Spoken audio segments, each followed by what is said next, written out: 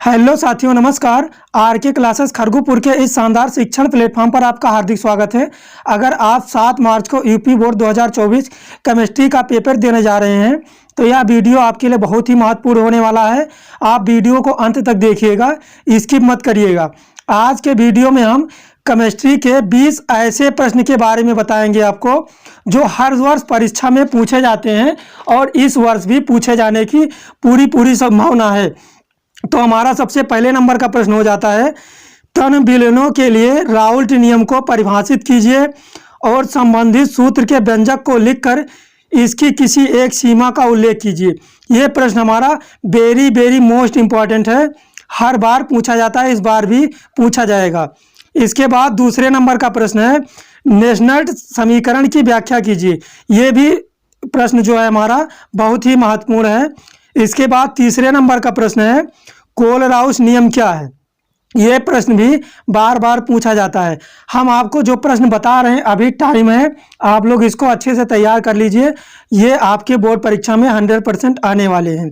इसके बाद हम आ जाते हैं चौथे नंबर के प्रश्न पर। चौथे नंबर का जो प्रश्न है हमारा वो है, इलेक्ट्रोड विभव से क्या तात्पर्य है। किसी धातु का इलेक्ट्रोड विभव किन किन कारकों पर निर्भर करता है। इसके बाद हमारा पांचवा नंबर का प्रश्न है, वैद्युत रासायनिक श्रेणी किसे कहते हैं, इसके प्रमुख लक्षण एवं उपयोगों का वर्णन कीजिए। यह भी मोस्ट इंपॉर्टेंट क्वेश्चन है, इस वर्ष की परीक्षा में पूछा जाएगा। इसके बाद हमारा आ जाता है छठवें नंबर का क्वेश्चन। छठवें नंबर में बताया गया है, अभिक्रिया की आणविकता और कोड को परिभाषित कीजिए और दोनों में अंतर स्पष्ट कीजिए। इसमें आपको अभिक्रिया की आणविकता और कोड की परिभाषा लिखनी है और दोनों में अंतर लिख देना है। इसके बाद सातवें नंबर का प्रश्न है, अभिक्रिया की कोड से क्या समझते हैं आप। प्रथम कोड की अभिक्रिया के वेग स्थिरांक का व्यंजक लिखिए। यानी कह रहा है कि अभिक्रिया की कोड से आप क्या समझते हैं, प्रथम कोड की अभिक्रिया के वेग स्थिरांक का व्यंजक लिखिए, यानी उसका फार्मूला लिखना है। इसके बाद हमारा आठवें नंबर का सबसे महत्वपूर्ण प्रश्न हो जाता है। इसमें पूछा गया है, हार्डी-सुलजे का नियम क्या है, उदाहरण सहित समझाइए। यह हमारा वेरी मोस्ट इंपॉर्टेंट क्वेश्चन है। इसके बाद 9वें नंबर का प्रश्न है, ध्रुव स्नेही और ध्रुव विरोधी कोलाइडी में अंतर स्पष्ट कीजिए। इसमें आपको ध्रुव स्नेही और ध्रुव विरोधी कोलाइडी में अंतर स्पष्ट करना है। इसके बाद हमारा 10वें नंबर का मोस्ट इंपॉर्टेंट क्वेश्चन आ जाता है। 10वें नंबर में पूछा गया है, कोलाइडी विलयन क्या है, निम्नलिखित पर संक्षिप्त टिप्पणी लिखिए। तो ये हमारा 10वें नंबर का मोस्ट इंपॉर्टेंट क्वेश्चन हो जाता है। ये सभी प्रश्न बार बार बोर्ड परीक्षा में पूछे जाते हैं और इसी में दिया गया है, ब्राउनी गति, टिंडल प्रभाव, स्कंदन, वैद्युत कण संचलन, पेप्टीकरण और अपोहन, इन सब पर क्या करना है, संक्षिप्त टिप्पणी लिखनी है। तो ये हमारा 10वें नंबर का मोस्ट इंपॉर्टेंट क्वेश्चन हो जाता है।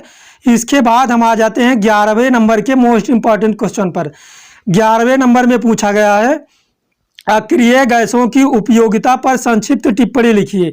यह भी प्रश्न हर बार बोर्ड परीक्षा में पूछा जाता है। इसके बाद 12वें नंबर पर है, हैबर विधि द्वारा अमोनिया के औद्योगिक निर्माण विधि का संक्षिप्त वर्णन कीजिए। यह हमारा दीर्घ उत्तरीय का मोस्ट इंपॉर्टेंट क्वेश्चन है।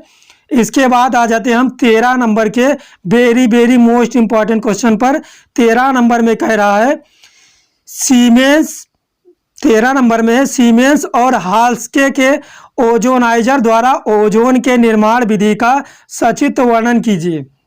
इसके बाद हमारा 14 नंबर का मोस्ट इंपॉर्टेंट क्वेश्चन है, क्लोरीन बनाने की 2 विधियों का तथा 3 रासायनिक गुणों का समीकरण लिखिए, समीकरण दीजिए। यानी क्लोरीन बनाने की 2 विधियों और 3 रासायनिक गुणों का रासायनिक समीकरण हमें इसमें देना है। इसके बाद 15 नंबर का हमारा इंपॉर्टेंट क्वेश्चन आ जाता है। इसमें कह रहा है कि लेंथेनाइड आंकुचन अथवा संकुचन पर टिप्पणी लिखिए। यह भी प्रश्न बार बार बोर्ड परीक्षा में पूछा जाता है। इसके बाद 16 नंबर का क्वेश्चन है। 16 नंबर में कह रहा है, डाई एथिल ईथर बनाने की प्रयोगशाला विधि का सचित्र वर्णन कीजिए। इसमें आपको डाई एथिल ईथर बनाने की प्रयोगशाला विधि का सचित्र वर्णन करना है। इसके बाद हम आ जाते हैं 17 नंबर के अपने वेरी मोस्ट इंपॉर्टेंट क्वेश्चन पर। इसमें कह रहा है ग्लूकोज की संरचना की विवेचना विस्तार से कीजिए। इसमें आपको ग्लूकोज की संरचना की विवेचना विस्तार से करनी है। इसके बाद हम आ जाते हैं 18 नंबर के मोस्ट इंपॉर्टेंट क्वेश्चन पर। इसमें कह रहा है प्रोटीन क्या होते हैं, इसके प्रमुख स्रोत लिखिए एवं प्राथमिक संरचना बताइए। ये हमारा 18 नंबर का मोस्ट इंपॉर्टेंट क्वेश्चन हो जाता है। इसके बाद हम आ जाते हैं 19वें नंबर के मोस्ट इंपॉर्टेंट क्वेश्चन पर। इसमें कह रहा है लुकास परीक्षण द्वारा प्राथमिक, द्वितीयक और तृतीयक एल्कोहलों में विभेद स्पष्ट कीजिए। यानी कहने का मतलब है कि लुकास परीक्षण द्वारा प्राथमिक, द्वितीयक और तृतीयक एल्कोहल में अंतर स्पष्ट करना है।